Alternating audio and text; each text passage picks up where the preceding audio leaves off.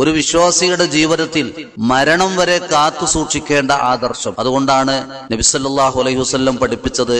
ഇമാം അബൂദാവൂദ് റിപ്പോർട്ട് ചെയ്ത ഹദീസിൽ മുആദ് ഇബ്നു ജബൽ റളിയല്ലാഹു അൻഹു പറഞ്ഞു, റസൂലുള്ളാഹി സ്വല്ലല്ലാഹു അലൈഹി വസല്ലം പറഞ്ഞു, മൻ കാന ആഖിറു കലാമിഹി ലാ ഇലാഹ ഇല്ലല്ലാഹ് ദഖലൽ ജന്ന. ആരുടെ വാക്കാണ് ഏറ്റവും ഒടുവിൽ ലാ ഇലാഹ ഇല്ലല്ലാഹ് എന്നായത്, ദഖലൽ ജന്ന, അവൻ സ്വർഗത്തിൽ കടന്നു. ഒരു മരണാസന്നനായ വ്യക്തിയെ നാം അഭിമുഖീകരിക്കേണ്ടി വന്നാൽ ആ മരണാസന്നനായ വ്യക്തിയോടുള്ള നമ്മുടെ ബാധ്യതയായും നബി സല്ലല്ലാഹു അലൈഹി വസല്ലം പഠിപ്പിച്ചത് ലഖിനു മൗതാകും ലാ ഇലാഹ ഇല്ലല്ലാഹ്.